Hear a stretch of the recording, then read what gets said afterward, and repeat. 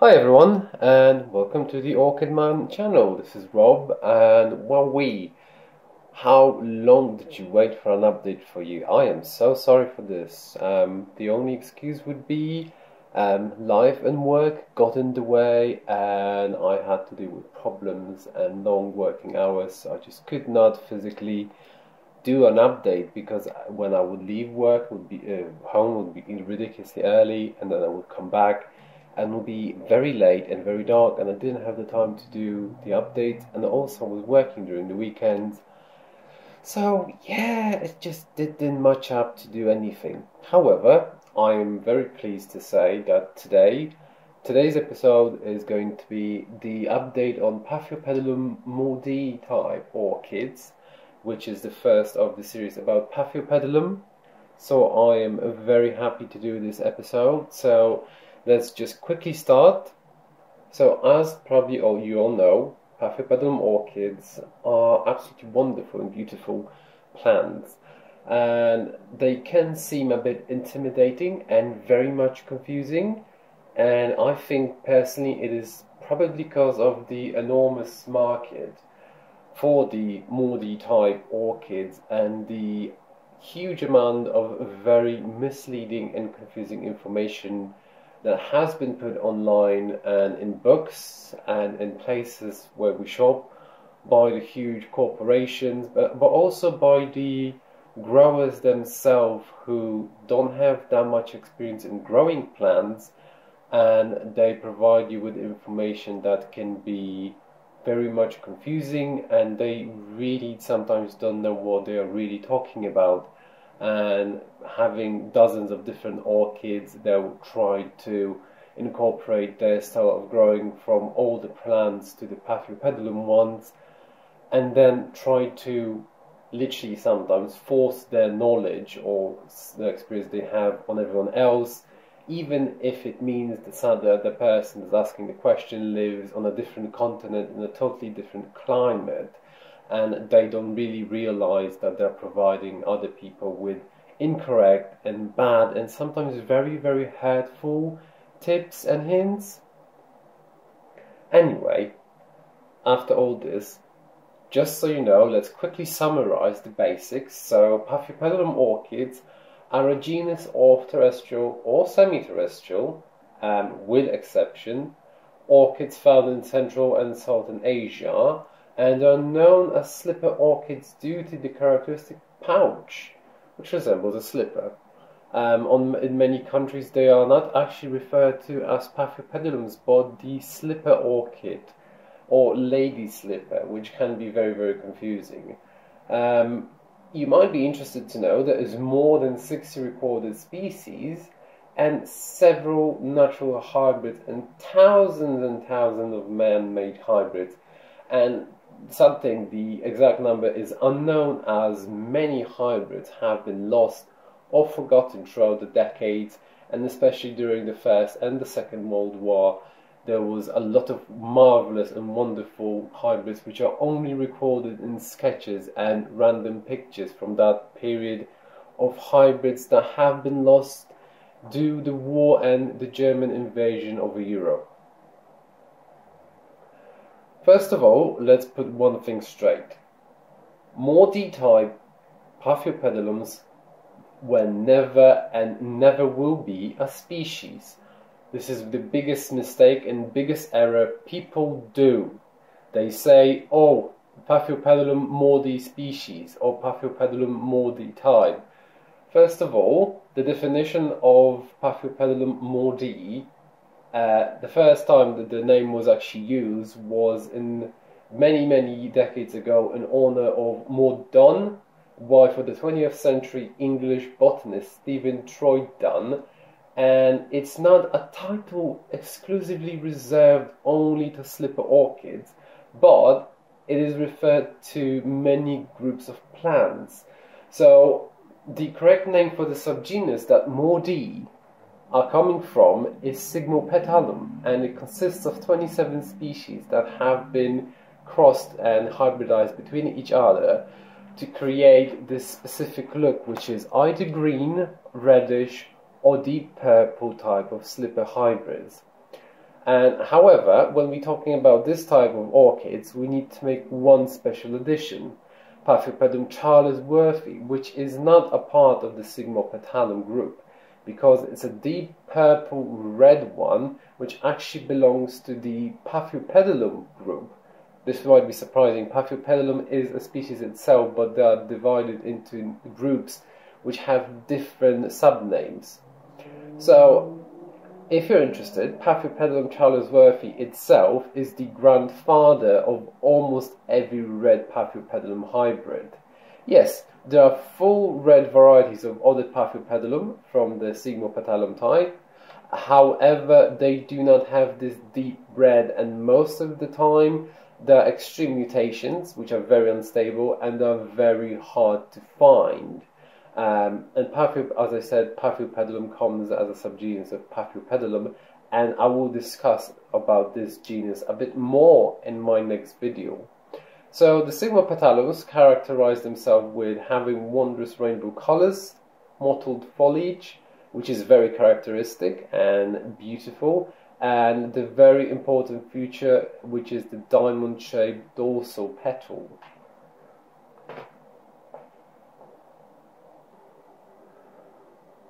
Now, as I mentioned, Paphiopedilum Maudie types come in two separate divisions. So you have the green, also called alba type, or the vinicolor ones, which separate in the very light pinkish one with addition of different colors, or the very deep purple ones. As you can see on the presented flower, which belongs to the Paphiopedilum clair de lune, one of the most distinguished and absolutely marvelous Paphiopedilum hybrids, which has been in existence for over almost 2 centuries right now. This is the perfect example of the alba one, which is with a beautiful pure white dorsal petal and deep green shade of pouch and the side petals. There's also some addition of white there, which is basically crossing on the side petals, which is very interesting, and also they're a bit hairy. So we talked about a bit about what those plants are, what they are defined by, and what you probably heard wrong. So now let's go to the part which is more important. So when you first purchase your Paphiopedilum, you should firstly pay attention to a few things. Those things would be, does it have by chance a label telling what is the parentage, because on many occasions when you go to the sellers, they will have a type of a label referring to the name, which is very useful to know, because even if it's the horticultural name, which is basically like a global name given, on many occasions you can probably find what is the actual parent from each side, and then you can go down and you actually can find more information about how to care about your plant. Second of all, you need to check, how does the foliage look like? Are the leaves wide, thick and fleshy? How does the mottling look like? Are they dark or light in color? Is there a pinkish tint to them? Is the mottling barely visible, or does it stand out a lot? What is the color of the foliage? Is it silverish blue, or is it bright green with darker additions? Are the leaves low growing or clumpy, or does the orchid have an upright growing pattern and the foliage seems a bit like a Christmas tree and very far away from each other? Also, if you have the flower, make sure to take a picture of it, as it might help in identification of the parentage. Check if there are any new growths, which is very important. It will be good to know if the orchid has new growths coming from inside of the oldest leaf, or does the new growth appear as a separate entity on the side, because this can also refer you to show you what is the parentage of the plant itself. When you take it out of the pot, which is very much recommendable, the last point will clearly show to you, especially because if you have Paphiopedilum, which are parentage of the Lawrenceanum or Barbatum, They will have the new growths coming from between the space of the last leaf, and you have ones which are different and they grow the new growth as a separate entity, which will actually sometimes show in a distance between like an inch or two away from the adult plant. Please remember that all the above points that I have mentioned are very, very important, and most people assume that Paphiopedilum orchids are Paphiopedilum Maudiae, and they will grow and require exactly the same environment as the plant your friend has, which is something I had from a person who said, "Oh, my friend has a Paphiopedilum Maudie type, or the Paphiopedilum Maudie itself," and they say, "Oh, it should grow exactly the same." Well, this is the first thing. No, it will not grow the same. First of all, because you did not buy a plant from the same batch as your friend has. Why is this important? Because it came from different parents. It came from a different location. It might be that the plant itself has such a different parentage that there might be massive differences between the temperatures you will require to keep your plant in. And also there's a huge misconception which is being propagated by people around the world, saying that Paphiopedilum Maudie types are cold growers and they require cold temperature. I do not agree with this. I have over 65 Paphiopedilum orchids, including my Paphiopedilum Clair de Lune, which I had for over 6 years now. First of all, which is the first huge misconception, which I will never agree with, you should not repot them annually. So do not repot them every year. Put them in a bigger pot and leave them for around 3-4 years to grow, because Paphiopedilum orchids create a special chemical environment in the roots, in the medium. Their roots do not grow like oncidium roots. The potting itself will take much longer time to dissolve and crumble down than in case of any other orchid. Secondly, most Paphiopedilum hybrids from the Maudie group, they prefer to grow in family clumps. They do not like to grow as separate entities because that weakens the plant. And you also need to remember that if you have the Paphiopedilum orchids that grow in terms of growing from the oldest leaf, they will be much stronger being attached to all the plants that also have mature roots right now that feed the whole plant. That's why my plant's been in this pot for the last 4 years. It's grown in it nicely. It created a massive family clump. There's a lot of space for it still to grow, and every year I get at least 5 to 6 flowers, and it can bloom for me twice a year. I never had any problems with it. It has never been sick. The very important part is it's getting a nice bright shade or morning light. This is something that everyone keeps saying, "Oh no, you shouldn't, there are shade lovers that like cold temperatures." No, they don't. In the summer, put them in a nice location that will give them morning light. Just make sure it doesn't burn them. If you're living in a country that your light is extremely high, or the temperatures are very high, like straight away 40 degrees, yes, ensure that it doesn't get burned. Move it to a light shade, give it cool down, give it lower temperatures.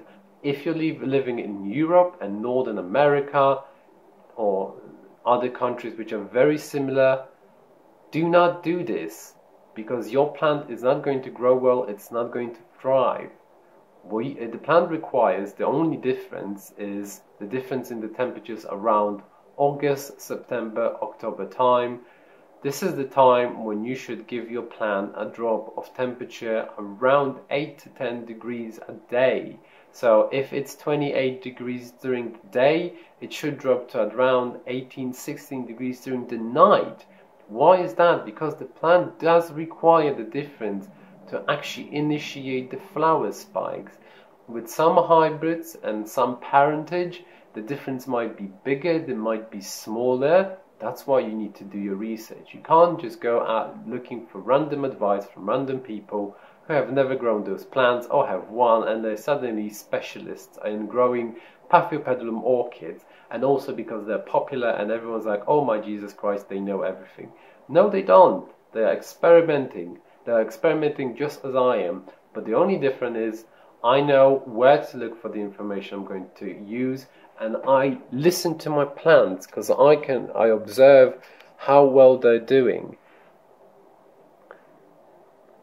Also, when it comes to fertilizing, the worst possible question you can ask is, should I fertilize my plant when I see a flower spike? And people are like, no, well, you shouldn't, da da da. The fact is, you should fertilize your plant all year round. The only difference is you should change the fertilizer type when you see a flower spike, because the fertilizer contains all the nutrients the plant itself requires to perform as best as physically possible. This means if you're giving the grow boost or fertilizer, give it till you see the flower spike.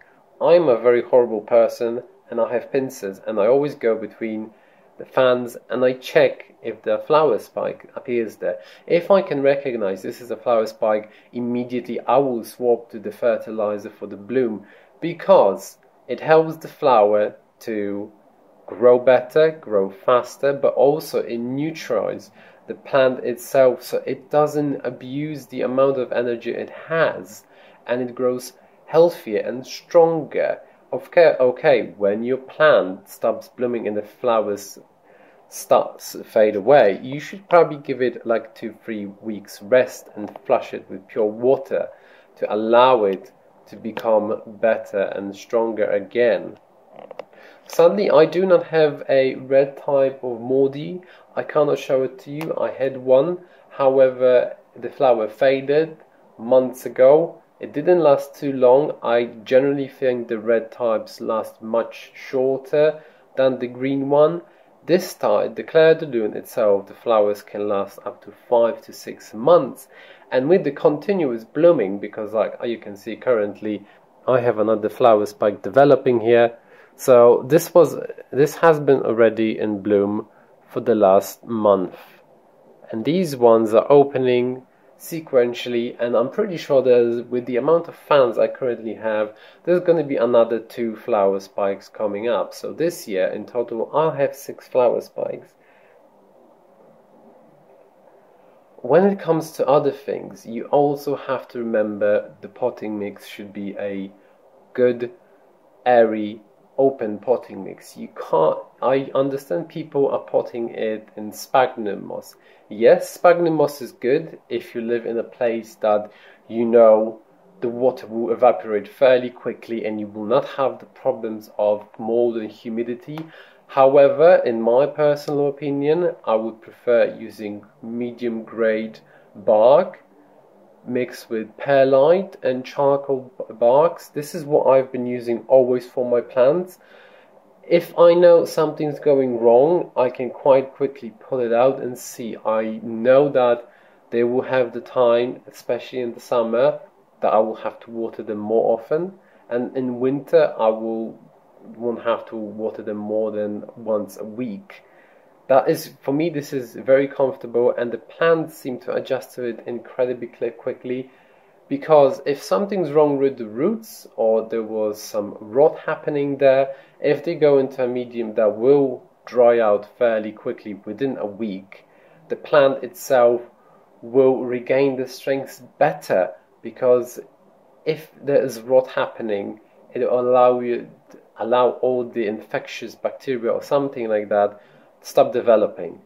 So with sphagnum moss, it's constantly wet, and for me this is not a good thing, because in nature very rarely Paphiopedilums are constantly wet. They are not Pragmipediums. They do not require to be constantly soaking wet. They do like moisture, yes, but they shouldn't be watered more than every 4 to 6 days. Okay, I think that's it. If you have any questions or if you don't agree with anything, please do drop me a comment and put a like on this video, and I'll be more than happy to hear from you. I was very happy to show you my Paphiopedilum Clair de Lune. And give me a shout if you did like the video or not, or if you didn't like the way that I didn't do two dynamic shows. I just preferred to talk, and I preferred to have an orchid in the background which basically presents what I'm talking about. Thank you guys for watching, and I'll see you soon again in the Orchid Man channel. Next time I'm going to be talking about American hybrids and complex hybrids, which were one of my favorite Paphiopedilum types, and I have so much of them and I absolutely love them, and I can't wait to see them bloom again. So thank you so much, and see you again. Bye.